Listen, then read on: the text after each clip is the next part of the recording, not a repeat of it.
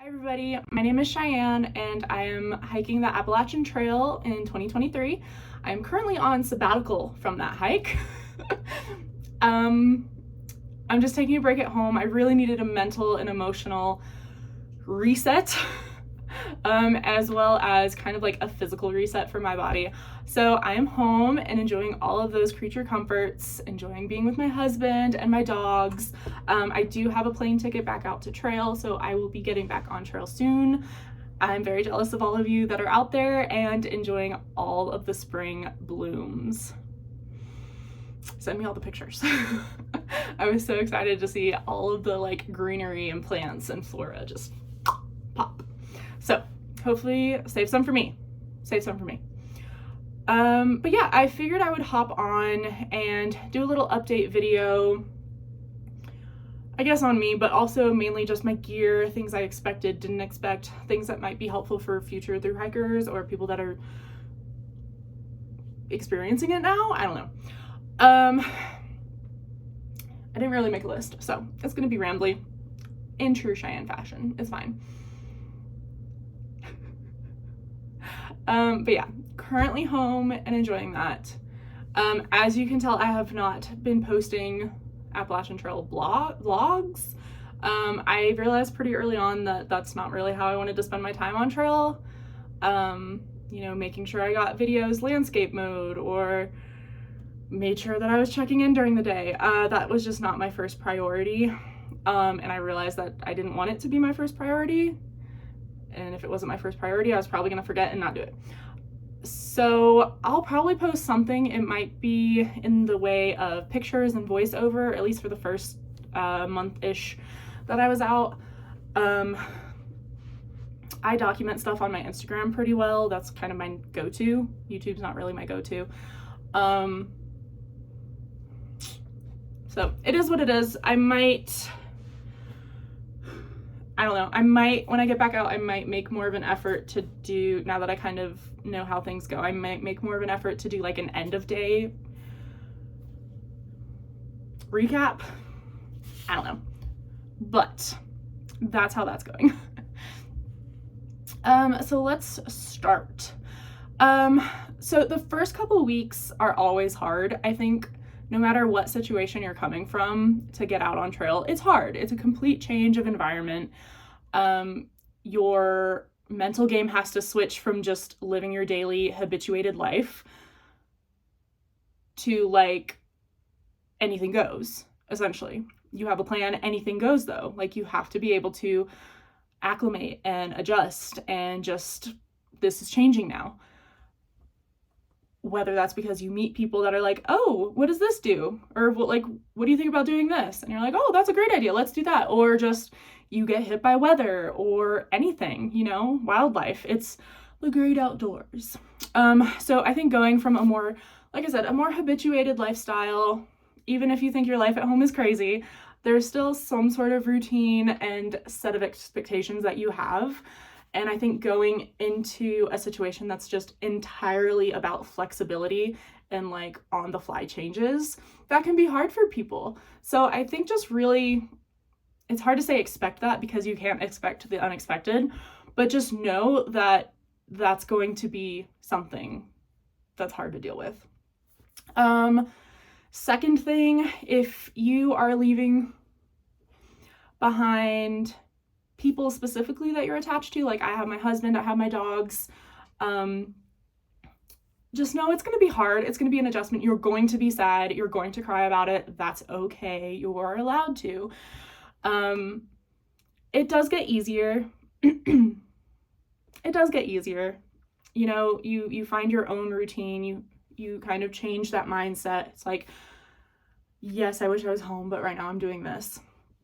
But just know that that's going to be a good amount of at least your first week, especially your first few days. Like that's just what it's going to be. It's going to be a big adjustment. Don't let that get you down. Just try and push through it. It's one thing if you know that the hike isn't for you. It's one thing if you are like, I really don't enjoy this. Like, go home. Go home. You got out there. You tried it. Good job. Like, that's awesome. But if you're just sad, try and push through it, you know? Try and make more of an effort to call home, make contact. I had my husband download Snapchat. We're not big Snapchat users, but I had him download Snapchat before I left so that I knew it would be hard to call and talk on the phone, one, because of service. And so I'm like, well, this way we can send videos to each other and see each other's face and talk to each other, you know, instead of just like texting. So I think make a plan to try and make up for the lack of communication that you're going to have. Make a plan to kind of stay connected as much as possible. With that, it was much harder than I expected to communicate with my family as a whole. My husband, you know, my family group chat, like all of that. It was much harder than I expected. And it wasn't even necessarily because of service. It was because you're busy. You're busy out there. You know, you're hiking from point A to point B. You're refilling water on your breaks, or you're eating on your breaks, or you're getting camp set up. So that was unexpected. I think I would have preferred to, if I had the flexibility, I would have preferred to take a break every now and then when I knew that I had service to communicate back home. Because a lot of times when you get to camp and you're like, okay, I have time now, everything's done, my chores are done, I have time now, you don't have service though. So that's something you might not expect. Yes, it's a service issue, but also there's a lot of service on trail. I think you just need to capitalize on the moments that you have service to communicate back home with whoever you want to communicate to. Granted, that can be hard because of schedules. Like I said, my husband's a high school band director. He is so busy. And that first month that I was gone is probably one of the busiest months out of his year. So it was hard. It was really hard. Just if you know there's a time that back home is going to be available and you know there's a time you have service, capitalize on it. Use it. Take a 30-minute break in the woods where you have service. Enjoy a view. Enjoy the leaves on the ground. Enjoy the bears sneaking up behind you. I don't know. Whatever. Make use of the time that you have to communicate back home. It's not just going to come easily. You know, you're going to get to camp and you're either not going to have time or you're not going to have service. So if you know there's a good time, make time. That's what I'm saying, I guess. What else? Muscles. I knew things would be sore. I have said this in previous videos. I have asthma. I carry an inhaler. It's not terrible. It used to be worse when I was younger, but I do have asthma, and that does come into play if there's smoke, allergens, stuff like that. Just high cardio output. So I think my lungs were the weakest part of my body, I think. My muscles were definitely sore for like the first 2 weeks. I think the first 2 weeks was like actual muscle soreness. You know, the major muscles, quads, calves, whatever, were probably the first week. And then the second week were more of like the minor itty bitty muscles that don't normally get used. Like right on the front of the shin bone or whatever. I don't even know what that muscle is, but like right there, I think was for me. And then after that, I think it's just the more either overuse injuries or just the areas that are more prone to being sore. I was sore a lot of the last. I wasn't injured, but I was sore. So I think that's another thing people don't necessarily realize on trail. Did you legitimately injure yourself, or are you sore? Because that can be the difference between a lifelong injury. If you like just keep walking on an injury, that's not going to end well, especially if you do the full 2,000 miles. So I think know when to get off trail and get something checked.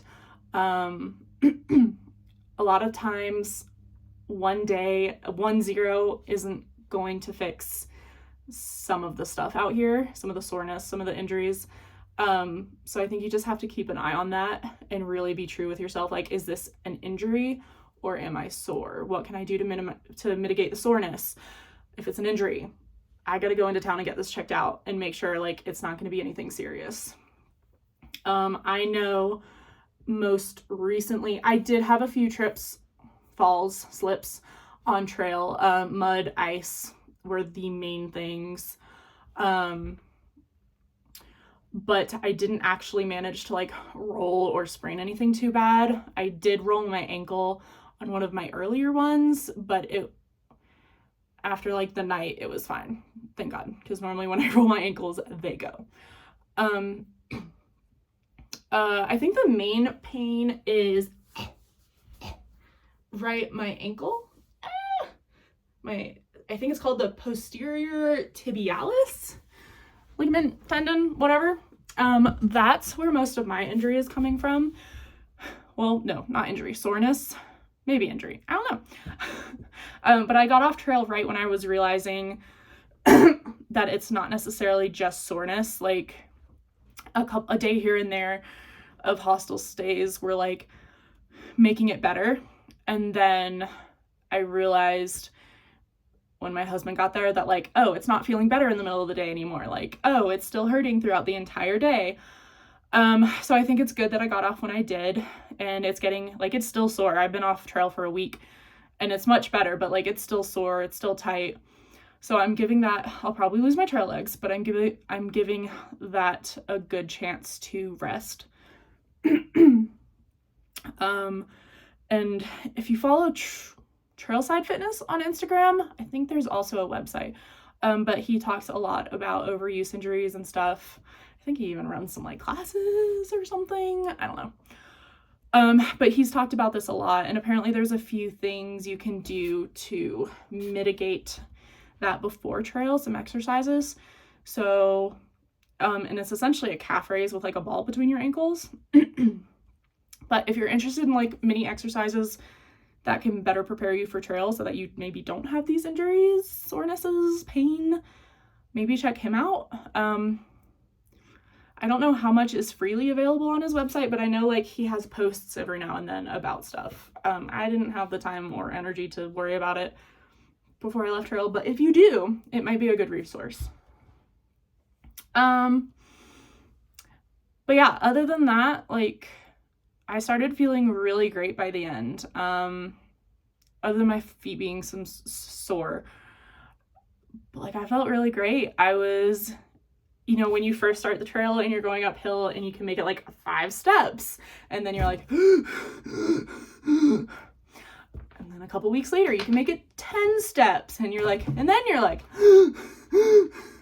but like I got to the point where I could do like 50 steps up a steep incline and then I'd be dying. And that was really exciting, you know? Or like just slowing down your pace. Like I was really slow on the uphills, but I got to the point where it was much easier on me. Like I could keep walking. I didn't have to stop every 5 steps. And that was really exciting. Especially with my asthma, like that was just really exciting for me. But yeah, so I was feeling really good. It was really beautiful on trail. Things were just kind of starting to green up and getting to the edge of blooming. They're blooming right now. I'm sure I'll still get some when I get out on trail.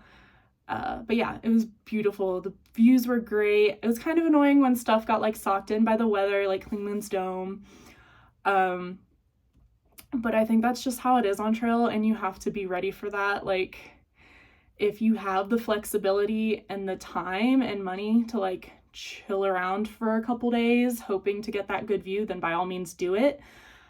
But like otherwise there's so many great views on the Appalachian Trail that like I think it is what it is. If you miss one view, you miss one view. If you miss 3 views, you miss 3 views. Like you're going to have so many more.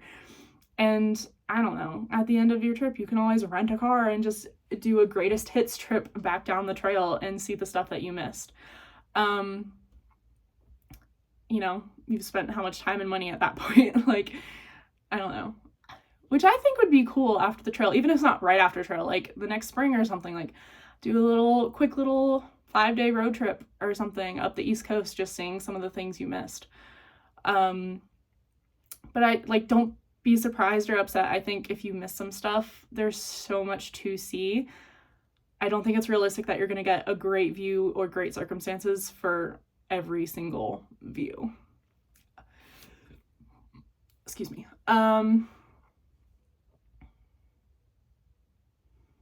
Let's see. It's hard to say be prepared for the unexpected or expect the unexpected, because it's the unexpected. But just leaving home is hard enough. Having unexpected things happen back at home while you're not there to help is tough, as you can expect. Depending what it is, try not to let it break you. If you need to go home, of course, go home. If you don't have to be home, try to stick it out and do what you can from trail. Because if not, it's very hard to just be like, I'm going home. And I think especially under those circumstances, it would be hard to come back out. I think it was day 9 of me being on trail, and my husband texted to let me know that a kid was arrested out of his classroom with a gun. I was sobbing for the entire day. The entire next day, I was angry, emailing everybody. It was really hard not to be home for that, but I knew he was okay. I knew everything was fine. He was safe. So I kept hiking, especially because he kept yelling at me, don't you dare make this the reason you come home. So that's hard. And it's especially hard to spiral after something like that and be like, well, I wasn't home. What if it was worse? I think try not to let yourself spiral. Try not to let yourself spiral. But yeah, so I think that's ultimately what kind of kickstarted me on potentially wanting to come home, just to be a break. I knew it was going to be a busy month for him, and I felt bad that I wasn't there to help. He didn't need help, but that's your partner, you know? But then I think that especially just knowing that I wasn't there after that, I really just wanted to see his face and give him a hug. So, things go on for a month, and then it's just I need a break at home. I just need to go home for a little bit. Hence me being home for a little bit. And it's great. And a couple days after being here, I booked my ticket back because I'm I still want to hike. But no, I think all that to say, if you want to go home and you need to go home, go home. There's no reason why you can't go home. If it changes the way you're doing your hike a bit, that's fine. Have that flexibility. But what's the point of not torturing yourself, but kind of torturing yourself for 6 months of not being home, of not seeing your people, of not having your support group, It's hard on trail not having your people and your support group around you. So if you can make it work to go home for a week or 2 weeks or 3 weeks, however long you need to kind of reset or just get that comfort, those creature comforts, those will help energize you when you get back on trail. And honestly, if you don't get back out on trail, then maybe there's a reason you didn't get back out on trail. It kind of just is what it is. I think you have to be flexible with this. This isn't for everybody, and that's okay. If you got out there and tried, that's awesome. It's just not for everybody. But I think if you force it, I don't know. I think don't force it, It's such a drain on you mentally, physically, emotionally, financially. It's such a huge drain on you in every single possible way. Why force it? 6 months of your lives forcing yourself to do something you don't necessarily enjoy doing. So I think just have that flexibility with yourself. If you need to go home, take a break.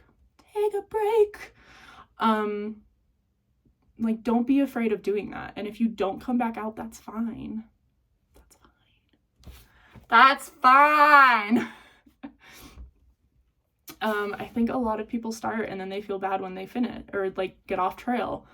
And like, no, you still had an adventure. It's fine. If you really need to go back at some point, you'll go back. But all that to say, be flexible. Do what you got to do. Wow, this is 20 minutes of me talking. Welcome to today's TED Talk with Spirit Fingers. Okay, gear. Gear. I started out with a 3 liter CNOC bag. I loved that bag when I went hiking with my husband and I because it was large, it was easy to filter a lot at once. But just for me, when I'm just filtering a 1 liter smart water bottle, it was a lot to try and filter. Like, it was a lot of bag to try and push down.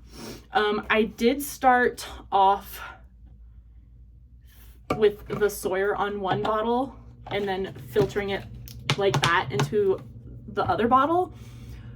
It is not that easy to squeeze water out of these. Like, it's very slow, especially when you see everybody with the catadines. Like, those are quick. It's nice. I still like my Sawyer, but this was not the best squeezy method. Also, I lost a lot of stickers because of that. But anyway, so one of the first changes I made, I didn't make a ton of changes, but when I got to Hostel Around the Bend, I got a 1 liter CNOC, which honestly, if you fill it up all the way, it's maybe not 1.5, but it's a little over 1. And I thought this was a really good size. You know, I fill it up and then it's just so easy to it's so much less material to try and squeeze down. So I sent my 3 liter home. There was even one of these in the hiker box at Hidden Pond Hostel. I didn't grab it because I was being stubborn. Also, there was like a pinhole leak. I was like, I don't want myself to get wet. But also, I was just still a little stubborn about changing out my gear. I'm like, no, I don't need it. I have a 3 liter one. Whatever. I will say though, if you think you might need to water carry, it's not the worst. Although, I don't know. I feel like carrying 3 liters of water at once is like solid. It's good. I'm sure there's issues where there's situations where you wish you could carry more, but I don't know. Realistically, the Smokies were hard water-wise because some of the water sources were either half a mile off trail or ended up being dry. So the water was hard in Smokies, and like when we were going up Klingman's Dome, that hike up the mountain, and water was just pouring down, like it was literally a waterfall down the trail. I filled up on the trail, and I filled up both of my water bottles and this, because I'm like, I have water now, I'm using it. But honestly, I wouldn't have filled up a 2 liter bladder. I think that would have been overkill.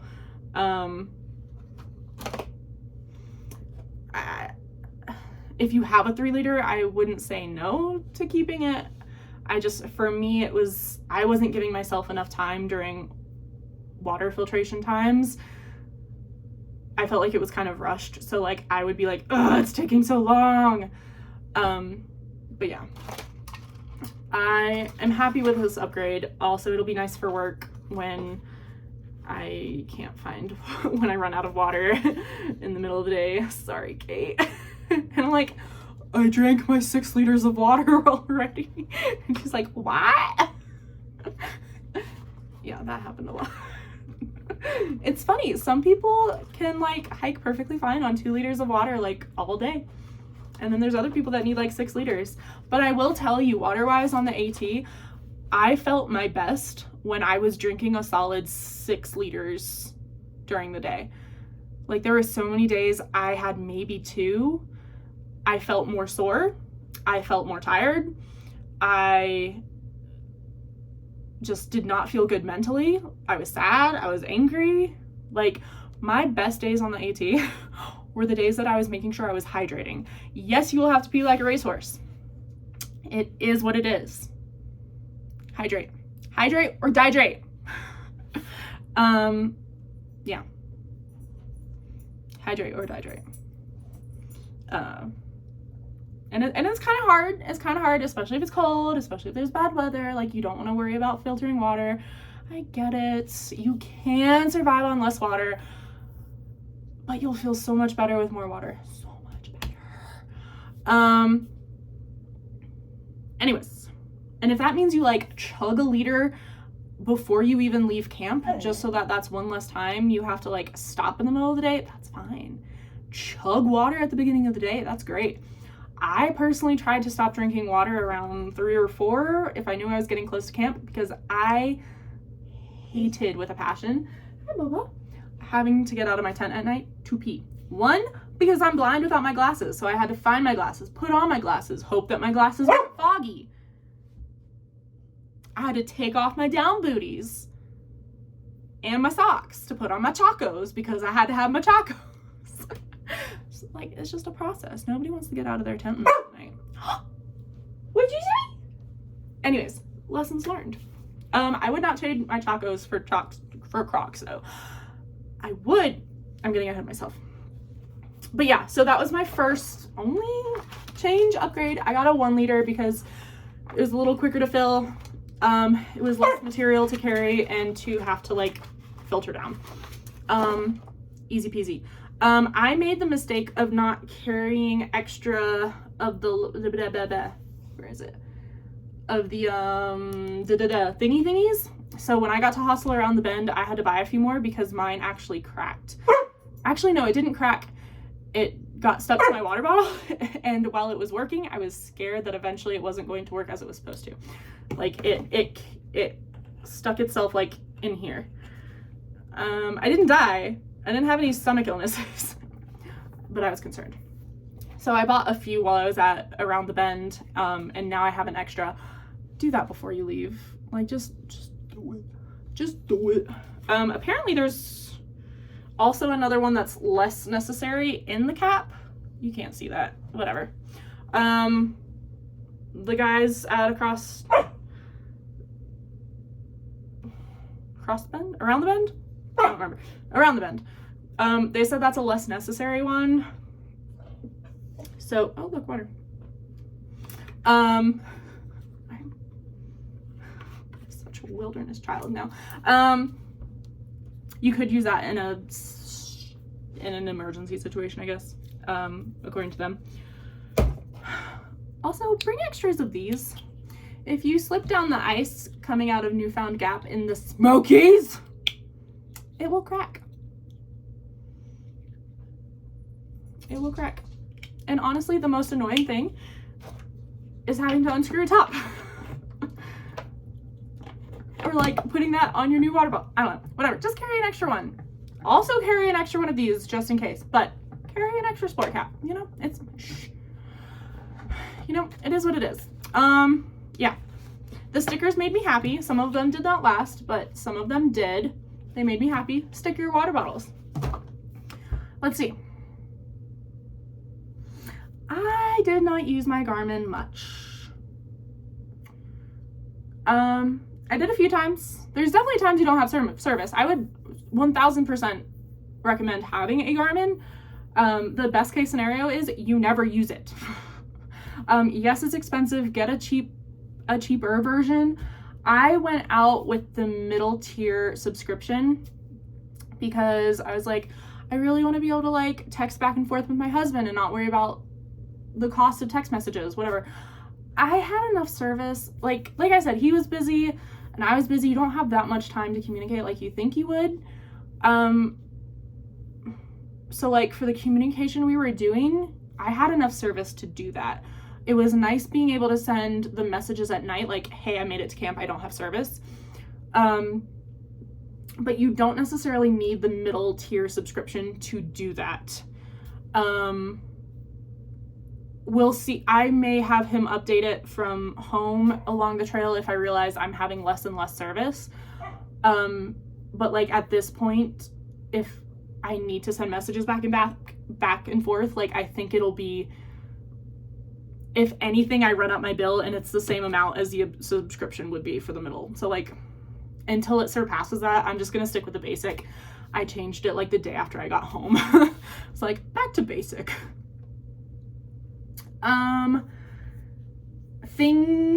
Also updates. I started out just with Tylenol because that's my go-to. Tylenol extra strength is my go-to at home. The 500 milligrams, like that's my go-to for anything at home. I have ibuprofen, I just never use it. I did in fact buy some ibuprofen. Apparently it's different. Tylenol is more for pain. Ibuprofen is more for also pain, but more for inflammation, according to people on trail. So I would take less Tylenol and like do Tylenol. Like I would do, instead of doing 2 Tylenols, I would do 1 Tylenol and then like 2 ibuprofens or something. Or like swap throughout the day. And that did make a bit more of a difference, especially when I got to the point of my hike where it was more inflammation, pain than like pain. I did not use my knife all that much, but I would still pack it with me. I think there's just so many opportunities for it to be needed. Like Steven, part of our family, he used an Ursac. Loved the Ursac, by the way. But he used it, and when we were coming out of the Smokies, it was cold, like below freezing and raining, and his bag froze to the tree. So he ended up having to cut his strings, which apparently he didn't have to cut them. I think there probably would have been some other options to get it off. Like, you're not dead and gone without a knife, but it's handy having a knife. So I'm gonna keep the knife.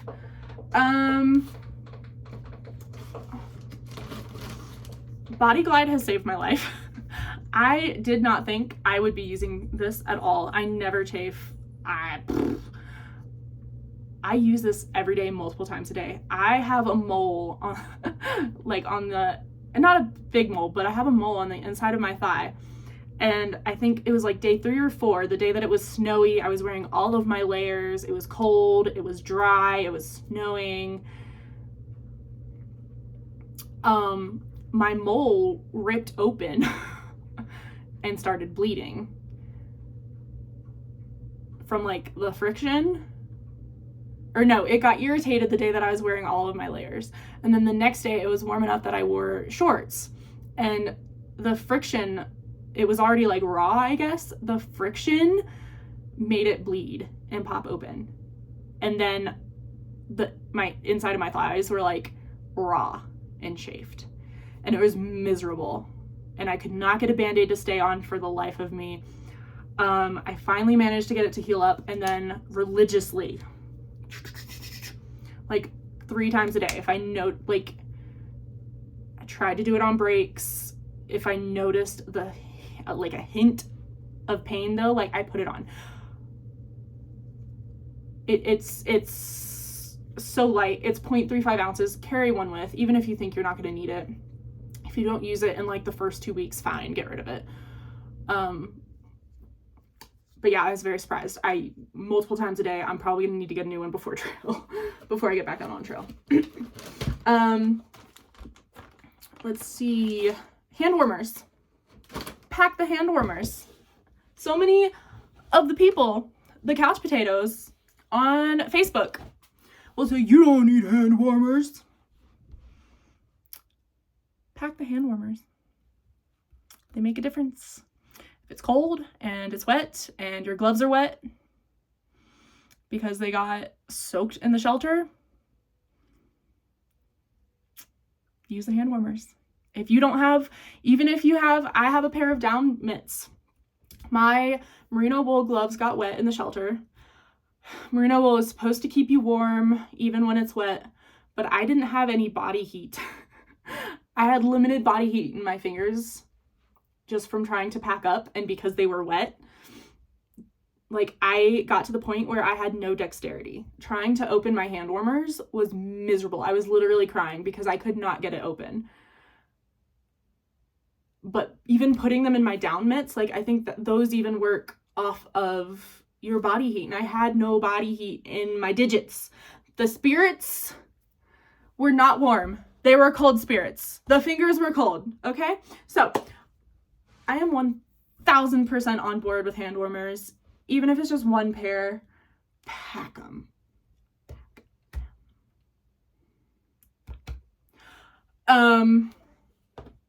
It's just a really easy, you know, they last the whole day. You can put it in your pocket. You can hike with them.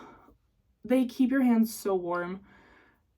Like, if you can't get the body heat to get them warm, yes, you know, all of the blood flow areas, it helps. But if you're cold, or if you have to use your hands and you can't just sit like this the whole day, like, one, it's hard to do this when you have jackets on. Like, it doesn't work that well when you have 5 layers on. But also, like, you need to use your hands in the morning to pack up to get out of that situation. Like, pack the hand warmers. You can use them, you can get warm, and then you can do what you need to do and stay warm. Don't let anybody tell you don't need hand warmers. Like, if you're hiking in the cold, if you're leaving early, pack hand warmers. Granted, I didn't use my hand warmers until the Smokies, but there are definitely nights I could have. Like, there were some cold nights. I didn't need to, but, like, I could have just for comfort. But in the Smokies, that one morning, I needed them. The digits needed them. That's all I can say. This is gonna be a long video. Cork massage ball. Didn't use it as much as I should, but definitely recommend, even if you don't manage to use it in camp, use it on zeros. It's worth it. Even if you only use it on zeros or at hostels, use it. My hesitation was using it on the floors of shelters because they're nasty. But it is what it is. It is what it is. Let's see.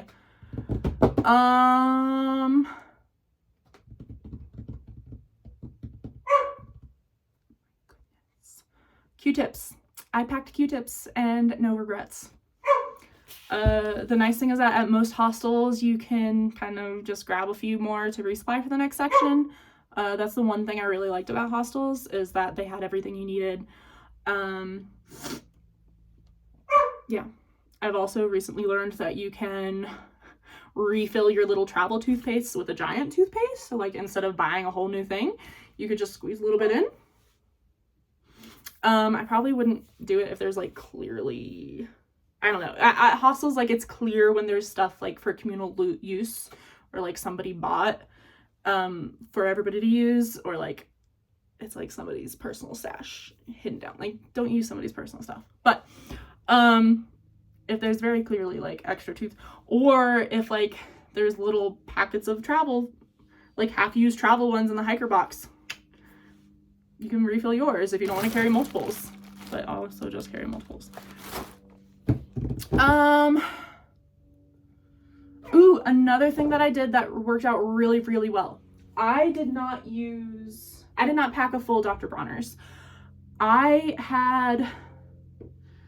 can't find it now. A little, I think it was like a 10 millimeter cylindrical spray bottle, like those little travel perfume bottles almost. It's literally the size of, like, I don't know, a Sharpie maybe? And it just has a small spray. I filled it with Dr. Bronner's, and the amount that one spray would give me on my hand was the perfect amount to get a good bubbly hand wash. So it lasted forever. I think in one 7-day stretch, I used like a third of the spray bottle, and that was washing my hands like at least twice a day. So highly recommend that. 1, you're not carrying as much soap. 2, you're not getting too much soap out. Like, if I don't know, like, if you're not careful, this comes out quick, and you don't need that much. Like, it's concentrated, I think. You don't need that much soap to get a nice scrubby scrub. So I would recommend a small little spray bottle. It's small, it's light, and there's so many of these in hiker boxes, or even just regular hand soap from a bathroom or something. Like, there's so many of these. You're going to be able to refill that thing without having to buy a whole thing and not use all of it. So that would be my recommendation. I had to go let the puppy out because we moved locations so that the dogs could go outside. But yeah, that's stuff learned. I love my sleeping pad. My quilt will be warm. as it warms up. But it was nice having a 0 degree. I would not, I know it might be on the extreme side, but there were very cold nights where I was very warm because I had a 0 degree bag along with good layers. Highly recommend the Old Navy merino wool set for sleeping as a base layer, whatever. If I knew I was going into town and there was a cold day, I just kept them on and put my hiking pants on over them. The shirt was comfy, didn't dry the quickest, but it also didn't get stinky. And it was also still warm even when it was wet for the most part, unless it was windy, but you know, you have layers for that. Let's see. Otherwise, I loved my sleeping pad. It wasn't the worst thing to blow up. It didn't take forever. It was quiet and comfy when I slept. Loved my tent. I love that I had the lights in it. I didn't stay up long enough to really use the lights a lot of the time. But it was nice having on the mornings. I tried to pack up early before the sun came up. My backpack, I love my backpack. I love Bertha. Also, so many people recognize Bertha. I mean, not so many, but like at least 5 people were like, oh, is that Bertha? I'm like, yes, she is Bertha. It was funny. So shout out to anybody that recognized Bertha on trail. We got her a little less chonky. The mesh, and this probably holds true for anybody's backpack who is mesh. I stuffed my rain gear, my foam pad, and my Sawyer and bladder in my front pocket, and it fit. Also is like kind of bulky. And that's honestly probably not the reason the mesh is kind of ripping. It's probably more so trying to go under logs and not being very careful about it. If you have any recommendations on how to fix backpack mesh, let me know. I might try. I saw somebody said contact cement, and I do have some of that, so I might try that. But I also have some gear repair patches that I might try and like sandwich on either side of the holes. They're just small holes, like it'll be fine, but they might just get worse and worse with the more stuff I pack in them over the next few months. So I'd like to try and head that off while they're still small. So if you have any like tried and true recommendations, let me know. Otherwise, I'll probably just be winging it. Battery pack. I use an Anchor that I bought off of Amazon. For some reason, I've had it about 16 months, and there's an 18-month warranty. That's the takeaway of this. So I've had it a while, so I'm not like that upset, but like right a couple days before I got off trail, it stopped charging. Granted, I think it's still charging, but like it's taking 3 days to get a full charge. Like that's not normal. But anyways, I thought it wasn't charging because I'd have it in overnight and it would not finish filling up. So I contacted the warranty people. It wasn't the cord, it wasn't the outlet, whatever. I contacted their warranty department. I'm like, hey, my thing isn't charging. Like it's holding the charge it has and it's charging my phone, but like it's not recharging. And they sent me a new one. So that's good for trail. I will have my battery pack again, a reliable battery pack. I still love Anchor and I would highly recommend them. It was a very easy process. I think it took a couple days to get back for the warranty team to get back to me, but then like I had my new battery in 3 days. So that's good to know if you're on trail and your Anchor stops working. You should be able to get a new one quick. Gear. Yeah. Very happy that if you're debating between a poncho for rain gear or a jacket and pants, I would recommend, especially if you're leaving early, I would recommend a jacket and pants. The amount of times I wore those as my warmth layers or as like a windbreaker, I wore those more than I wore my mid layer or my puffy. Because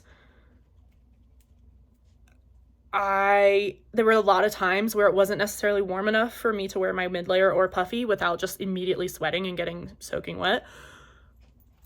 But it was cold enough that I could wear my rain gear and be warm, but not so warm that I'm sweating.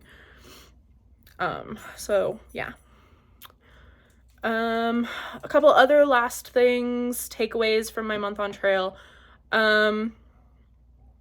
There's a lot of interesting characters on trail and off trail in the trail towns.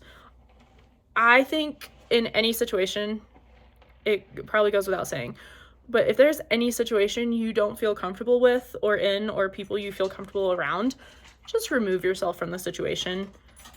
Don't like accept it because, oh, I'm hiking the AT, it's just I'm stuck where I am, like I don't have options. Like, just do what you gotta do and get to a position that you're comfortable in. Yeah, there's a lot of people out there. I've seen a lot of things on Facebook about people with pasts, and everybody has a past, but like there's some pasts I don't want to be around. So I think just be aware of your surroundings. Overall, the AT feels like a very safe place. There's plenty of people around you, but I think if you're ever in a position where your gut is telling you like this isn't right, or like you just have a bad reaction to something, like just remove yourself from that situation. You don't have to sit with it just because you're on the AT. Second to last thing, it takes a while to get used to being comfortable walking on uneven surfaces, like roots, rocks. It takes a while. Don't feel bad that it's taking you a while or that people are going faster than you. I work in the backcountry a lot, and when I was on survey last summer, a lot of my coworkers who have been doing this for years and years and years, they literally run down mountains with fallen trees, like nothing like the AT, like a million times worse. They literally run down mountains and like jump over over like ditches that are 10 feet wide. Like they'll jump, and I would not. So it takes a while for like your muscle memory and everything to get used to walking on uneven surfaces. So take the time, get used to it, and avoid injury. Anyways, I think those are my main takeaways about gear and such from my month on trail. Hopefully somebody finds it interesting or helpful. That's what you're getting from me for this month or the next couple months. If you have any questions, let me know. If you have any recommendations on how to fix my backpack mesh, please let me know. It's not a huge hole. I could probably actually show. Maybe I'll actually show you. Okay, so as you can see, there's a few right here. They don't look that big, and they're not. When I have it stretched out with all my stuff in it, it's definitely bigger, but I would like to keep this from getting bigger. So I have a tenacious patch, I have contact cement, I have iron-on patches. I don't know. Those are what I'm thinking right now. If you have tried and true stuff that you've done or have seen other people do, let me know. Oh, other updates. This got wrecked. Very early on, this got wrecked. I don't know what I did. Something was rubbing on it. My bag did pop, and I just replaced it with a trash bag. Thanks, Steven, for packing 80 million things in your resupply box and giving us our own hiker box. Appreciate you. But yeah, if you have any ideas on how to fix that, let me know. Thanks. Also, I just remembered I was going to do a what I'm looking forward to segment. One, I'm looking forward to getting back on trail. It's not going to be a traditional hike at this point. I am skipping a little bit of a section for now, and I will fill it in whenever I can, whether that's immediately after I finish, wherever my finish point is, or if it's next year. That's fine for me. I'm skipping a couple hundred, I think 200 miles? I don't know.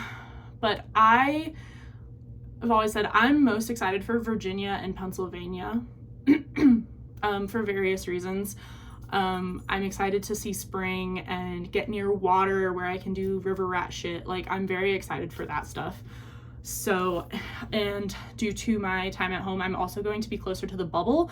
I don't want to put myself right back into the bubble. there's a lot of people on the AT, and it's socially very draining. Like, there's great people out there, and it's so fun being around some of them, but it's a lot of socializing, and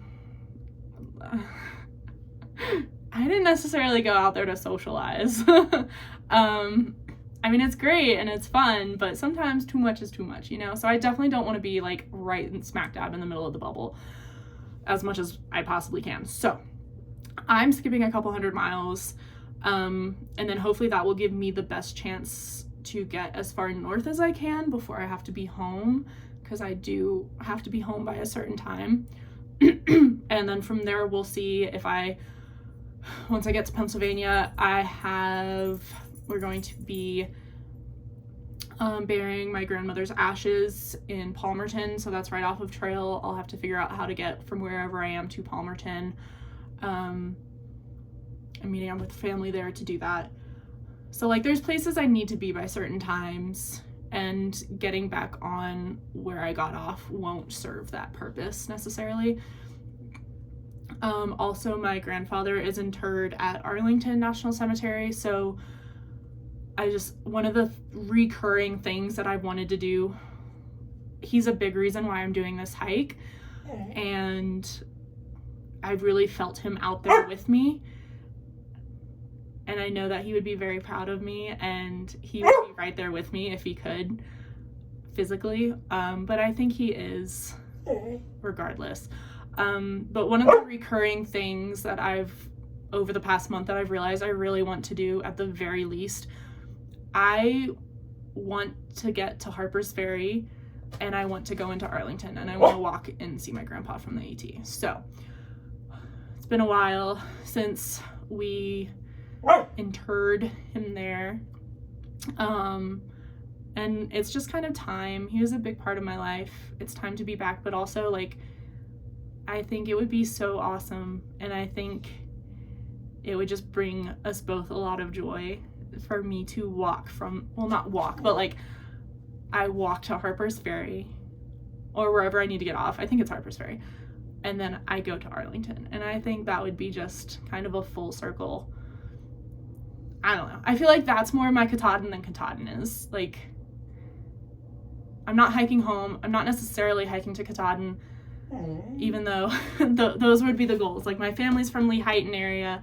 We're burying my grandma in Palmerton. So in a way, I was born in Lehighton. Like, in a way, I'm hiking home. And in a way, I would really love to get to Katahdin at some point. But I think besides hiking home and besides Katahdin, not even Katahdin, I don't even know if that's the end goal. I'd love to. That's not even my main thing at this point. I think besides hiking home, the most important part for me is to get to Harper's Ferry and then go see my grandpa at Arlington. I think that's my Katahdin. And then after that is hiking home. Like, after that, everything else is extra. That's what I'm excited about. And I think I really realized that as I was hiking. Again, I would love to hike the whole AT. I don't necessarily think I need to do it in one continuous through hike. I don't need to say, oh, I hiked 2,200 miles in 6 months. I went Nobo. I just want to hike the trail. If that's all in one go, that's awesome. If it's not, that's awesome too. I think it would be easier to get as much done as I can at once, because it's hard to be away from home for a long period of time.